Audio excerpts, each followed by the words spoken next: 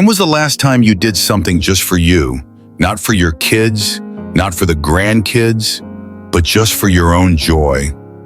If that question made you pause, you're not alone. So many parents, especially mothers and grandmothers, spend decades putting everyone else first.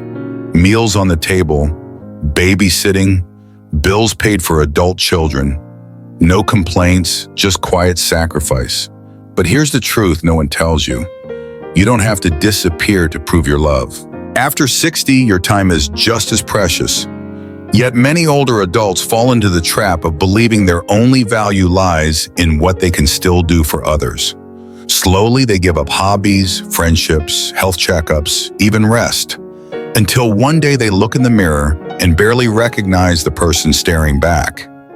You've spent a lifetime loving others, but who's loving you? This isn't about guilt, it's about permission. Permission to matter, to rest, to say, I've done enough. And now it's my time too.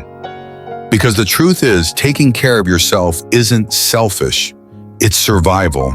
If you've ever felt like you've lost pieces of yourself while giving endlessly to your children, this video is for you. Today we're going to talk honestly about why it's okay, essential even, to stop sacrificing everything after 60, and how doing so can actually bring more love, more peace, and more balance back into your life and your family. You'll learn 7 powerful reasons why continuing to give too much, your time, money, energy, or health, can quietly damage both your well-being and your relationships. More importantly, I'll show you how setting boundaries, prioritizing yourself, and reclaiming joy can lead to a life that feels fulfilling again, even if it's been a long time since you've put yourself first. This is not about blaming our kids. It's about reshaping the story from silent sacrifice to healthy, joyful aging. So grab a cup of tea, get comfortable, and let's walk through this together. And if this message speaks to you so far, consider subscribing and hitting the notification bell. I share heartfelt, helpful advice every week, because growing older shouldn't mean growing invisible. Now let's begin with the first reason why giving too much can actually hurt more than help. The first reason to stop sacrificing everything after 60 is because your children need your wisdom, not your suffering. Somewhere along the journey of parenthood, many older adults begin to believe that the more they give up, the more loving they are. But in truth, what your children benefit from most is not your exhaustion, but your example. How you live, how you care for yourself, and how you grow even as you age. Take Linda, a 69-year-old mother of 3 from Ohio. For most of her adult life, she had been the caretaker of everyone around her. She worked full-time, cooked every holiday meal, helped raise her grandchildren, and even lent money to her children when they struggled financially. She believed that was her job as a mother, to always be available, to always say yes. But over time, Linda began to feel invisible. Her joints ached from years of neglecting her own health. Her youngest son rarely called unless he needed something.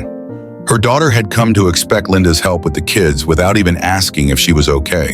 One evening, Linda sat alone in her kitchen, staring at a cold cup of tea, and realized she hadn't had a conversation about her own dreams or needs in over a decade. Researchers in family psychology often observe this pattern among aging parents. It's called role entrenchment, the idea that some parents, especially mothers, become so deeply attached to their caregiving identity that they lose sight of themselves outside that role. The problem is, as parents continue to give without replenishment, they slowly fade from their own lives. They trade joy for obligation, hobbies for chores, and health for convenience. And while their intentions come from love, the result can be emotional fatigue, resentment, or even depression. Worse, children begin to see this pattern as normal, unknowingly repeating it or relying on it in ways that are unhealthy. The solution is not to stop caring, it's to care differently. Linda decided to make a change. She sat down with her children and shared how she was feeling, not as a complaint, but as a reflection. She told them she missed painting, that she wanted to go back to church regularly, and that she needed time to focus on her health. Her children were surprised, but supportive. They realized they had taken her presence for granted, and they encouraged her to start doing things for herself. Linda now paints every Wednesday, joined a walking group on weekends, and even signed up for a trip to visit the Grand Canyon, something she'd quietly dreamed about for years. Your children don't need you to sacrifice your life to prove your love. They need to see what healthy, vibrant aging looks like. They need your wisdom, your laughter, your stories, not your silence or self-neglect. And by living well, you give them permission to do the same when their time comes. Now let's look at what happens when we give too much for too long, how it can lead to hidden resentment that quietly damages even the closest relationships. The first reason you should stop sacrificing everything after 60 is because constantly giving without boundaries can quietly create resentment on both sides. What starts as love can, over time, become an invisible weight between you and your children, slowly eroding the connection you worked so hard to build. Margaret, a 68-year-old retired nurse from Indiana, spent years babysitting her grandkids 5 days a week. At first, she loved every minute: snacks in the park, afternoon naps with the little ones, the feeling of being needed. But as time passed, her knees began to ache, and she stopped going to her book club. She turned down a trip with her church friends because her daughter said, "Mom, I really need you this weekend." Margaret smiled and agreed, but deep down, a little sadness grew each time. She began to feel like her life no longer belonged to her. Her daughter, on the other hand, started assuming Margaret would always say yes. And when Margaret finally said no one weekend, the tension between them was sharp. "Why now?" her daughter asked, not realizing how much Margaret had already given. Psychologists have a name for this pattern: emotional overfunctioning. It's when one person in a relationship takes on too much, often in an effort to keep things running smoothly. But the unintended consequence is that the other person stops growing or becomes overly dependent. In parent-child relationships, this can be especially damaging in later years. Older parents who give and give may hope it keeps the bond strong, but over time it can lead to exhaustion, burnout, and even feelings of being taken for granted. For the children, it may create guilt, confusion, or even resentment when they sense the unspoken emotional burden their parents are carrying. The solution isn't to stop helping altogether. It's to help from a place of strength, not sacrifice. Margaret eventually found a way to restore balance. She sat down with her daughter and explained gently but firmly that she needed 2 days a week just for herself. She started walking with a neighbor every Tuesday morning and rejoined her book club on Fridays. Surprisingly, her daughter didn't push back. She respected it. In fact, their relationship became warmer, less tense. By setting a boundary, Margaret didn't break the bond. She strengthened it. If you've ever felt tired but afraid to say no, or quietly wish someone would just notice your needs without having to ask, this message is for you. You are not here only to serve. Your time, energy, and spirit are valuable, and they deserve space to breathe. Now let's look at the second reason why putting yourself last can actually hurt your long-term health more than help your family. The third reason to stop sacrificing everything after 60 is rooted in a simple but powerful truth.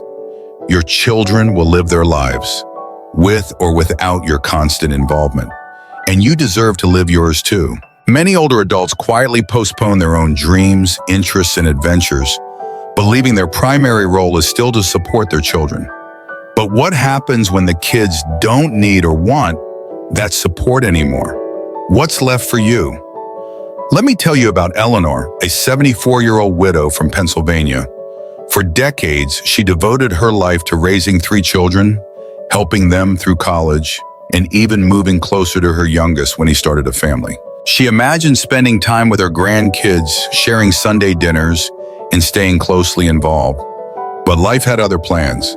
Her son was busy building his career, the grandkids were enrolled in multiple activities, and weekends often came and went without a call.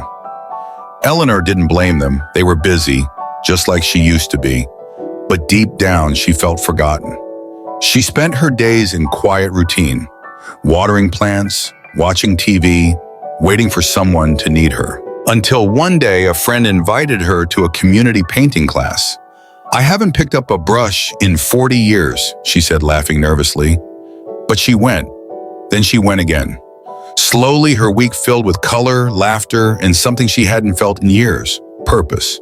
Many older adults believe their value lies only in their usefulness to others. It's an identity shaped by years of parenting, providing, and solving everyone else's problems. But after a certain point, that mindset becomes a cage.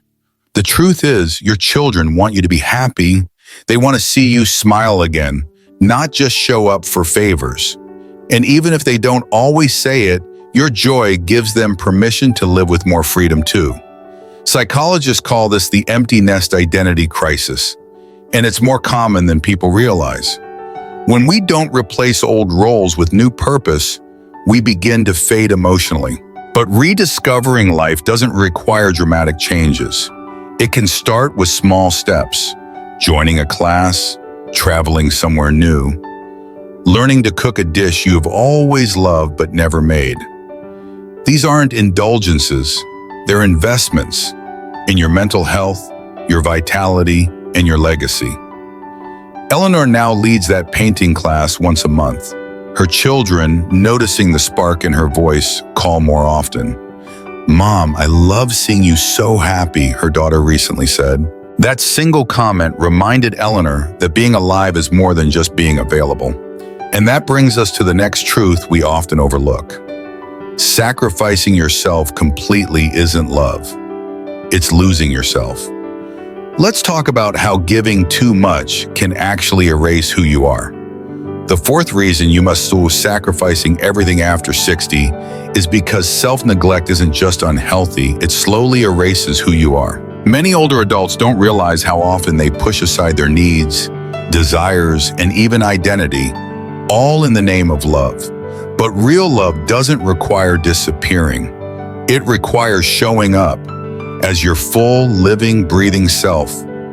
Let's talk about Carol, a 66-year-old grandmother from Michigan. For years, Carol was the glue that held her family together.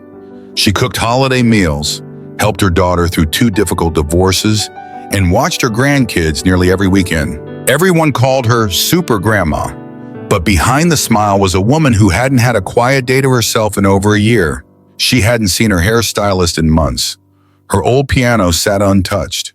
Her back pain had worsened, but she kept saying, "I'll get it checked next month." She believed that real mothers didn't complain and that putting herself first would be selfish. What she didn't see was that she was slowly vanishing, emotionally and physically. Experts in geriatric psychology call this caregiver identity loss. When a person defines themselves solely through the care of others, they begin to detach from their own wants, dreams, and even health. It becomes harder to answer simple questions like, "What do you enjoy?" or "What do you need?" The longer this goes on, the more disconnected and invisible they feel, even to themselves.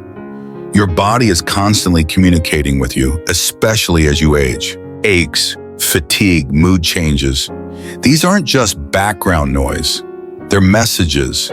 But if you're always too busy with someone else's needs, those signals go ignored. Over time, this can lead to burnout, depression, or serious health issues that could have been prevented. Carol's turning point came when she missed her granddaughter's dance recital because of a sudden migraine that left her in bed for 2 days. Her daughter, for the first time, asked, "Mom, are you okay? You never take a break." It opened a new conversation. Carol began setting gentle boundaries: 1 weekend off per month, no last-minute errands unless it was an emergency. She returned to her piano, started weekly walks at the park, and even began attending senior yoga. And slowly, she came back to life. You were never meant to shrink to fit into someone else's life. Love should not require you to go silent, go tired, or go unseen. You matter, not only to others, but to yourself. And now let's talk about a truth many people struggle with the most. Saying no. In our next point, we'll explore why learning to say no without guilt is one of the healthiest decisions you can make after 60. The fifth reason to stop sacrificing everything after 60 is because you are allowed to say no, and you shouldn't feel guilty for it. Many seniors carry the invisible burden of always saying yes, thinking it's their duty or that saying no means they're letting someone down. But here's the truth. Boundaries are not walls. They're bridges to healthier relationships. Tom, a 72-year-old retired electrician from Oregon, spent years helping his adult son with everything from house repairs to unexpected car payments. At first, he was happy to do it. "That's what dads do," he'd say.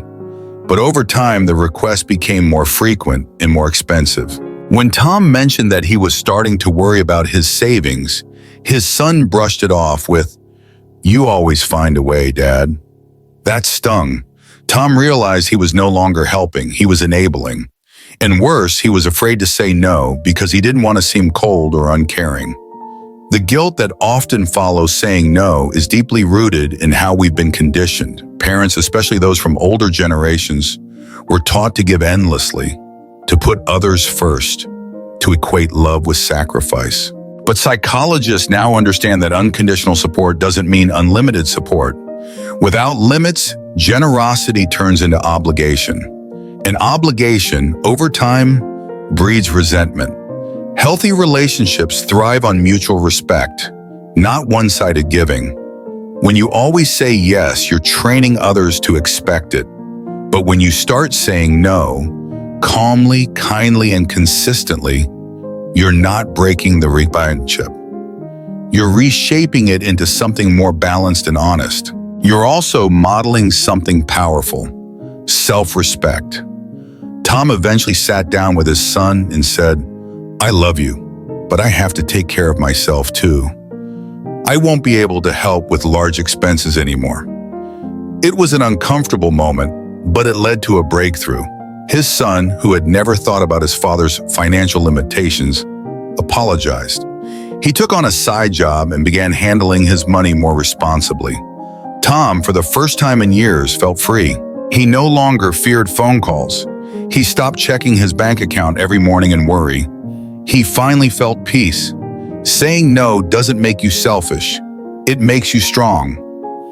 It's a way of honoring your own time, energy, and limits. And believe it or not, people who love you will adjust. In fact, they'll respect you more for being honest about your needs. So if you've been holding back from setting boundaries out of guilt, remember this: love and limits can coexist. Saying no to what drains you makes room to say yes to what fulfills you. Now let's move into an even more practical reason to stop overgiving: your financial independence. In the next section, we'll look at how giving too much can quietly threaten your long-term security and what you can do to protect it. The sixth reason to stop sacrificing everything after 60 is because financial independence isn't just about money. It's about protecting your dignity. Many older adults feel obligated to keep helping their children financially, even when it puts their own stability at risk.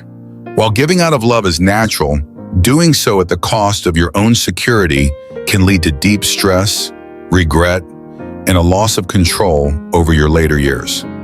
Let's talk about Harold, a 71-year-old widower from Georgia. After retiring from a long career in construction, he thought he'd finally enjoy some peace, tending to his garden, traveling, maybe restoring his old fishing boat. But life had other plans. His daughter lost her job, his grandson needed help with college, and his youngest son was struggling with debt.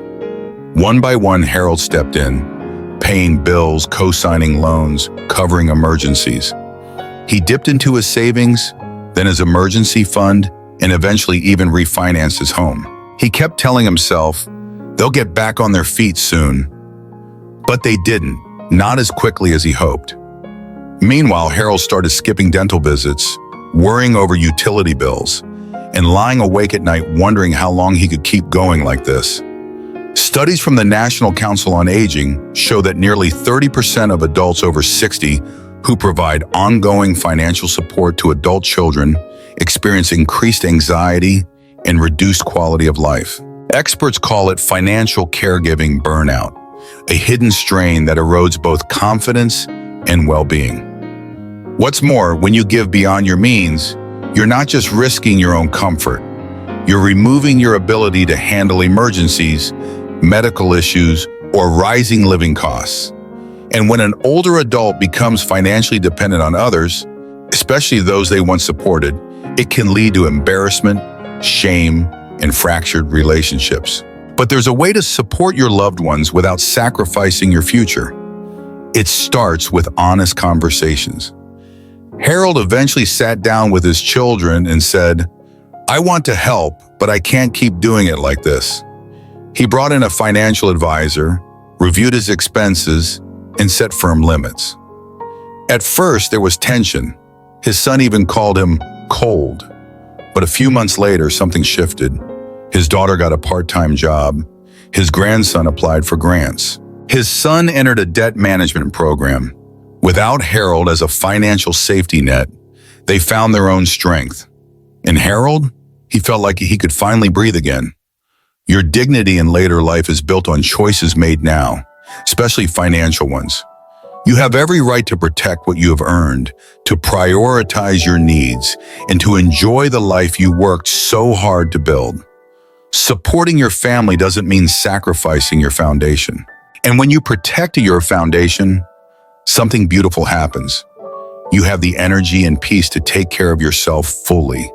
In our final point, we'll explore why nurturing your own joy, health, and independence isn't selfish at all. It's the greatest gift you can give to your loved ones.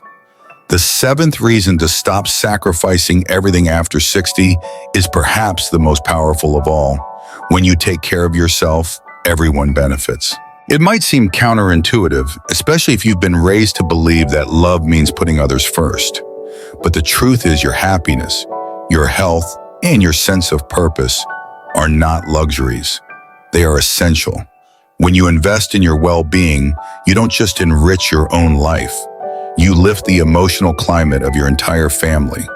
Let's look at Joyce, a 67-year-old retired librarian from Colorado. For most of her life, Joyce gave everything she had to her family. Her husband passed when she was in her early 50s, and since then she poured her heart into supporting her two sons and their families. She cooked, cleaned, babysat, and stayed available at all times, often dropping her own plans if someone needed her. But behind her dependable smile was a woman who missed reading for pleasure, who hadn't seen the ocean in over a decade, and who often cried quietly at night, wondering what her life was still about. One spring, Joyce's sister invited her on a weekend retreat to the coast. At first, Joyce declined, worried her sons would need her, but her sister insisted. "You've taken care of everyone. Let me take care of you for once," she said. Joyce finally agreed. That trip changed everything. Walking along the beach, sharing laughter, and simply waking up with no demands rekindled something inside her. She realized how long it had been since she had done something just for joy.